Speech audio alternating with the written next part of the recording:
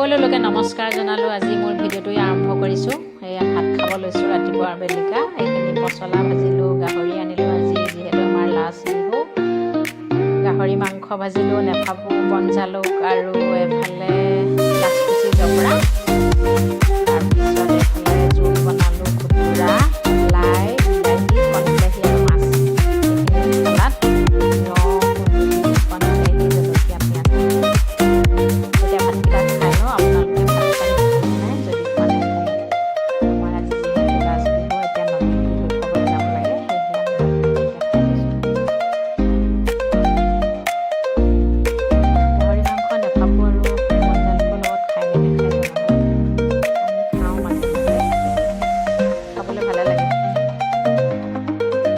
মছলাত গোটাকে দি দিছিলোঁ। কোমলীয়া ভিতৰৰ কোমলীয়া অংশ খাবলৈ বহুতেই ভাল। পচলাটো যিহেতু পেটৰ কাৰণে বহুতেই ভাল, বহুতকেইটা বেমাৰৰ কাৰণে ভাল। আমি পচলাটো প্ৰায় সপ্তাহটো খোৱা হয় আৰু ঘৰৰ বাৰীতে এভেইলেবল থাকে, অন্ততে কিনিব নালাগে। সেয়েহে খাই থাকোঁ মাজে মাজে। বিহু আপোনালোকৰ ফালে কেনে গ'ল জনাব। আমাৰ বতৰ ডাৱৰীয়া, বৰষুণ বতৰ, গোটেই পথাৰ চোতাল পুখুৰী পানীয়ে ভৰি আছে, একেবাৰে পানী লগা হৈ আছে।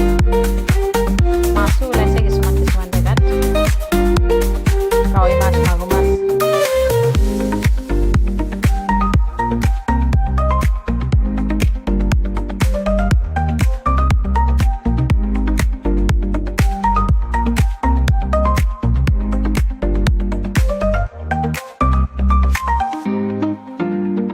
ভাগৰ কষ্টৰ মাজেৰে বহুত আমাৰ মহিলাবিলাকৰ নিজৰ যিখিনি প্ৰতিভা, ভাত পানী বনোৱা, ঘৰৰ কাম বন ইটো সিটো, সেইবিলাককে আপোনালোকৰ আগত দেখুৱাবলৈ যত্ন কৰোঁ। আপোনালোকে আঁতৰি লওক।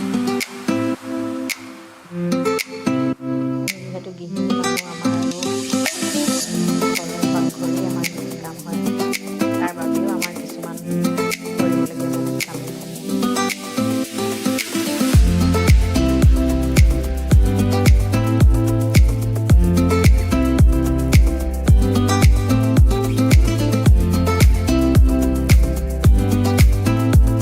গাঁৱলীয়া মানুহ ৰাতিপুৱাই ভাত পানী বনাই আজৰি হওঁ আৰু ৰাতিপুৱাই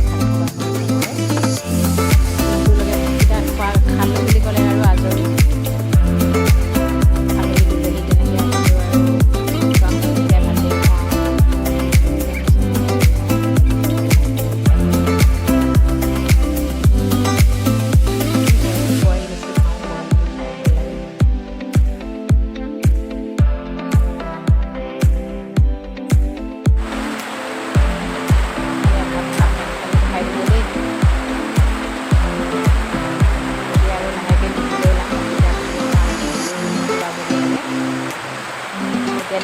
আজৰি আৰু খালোঁ তেতিয়া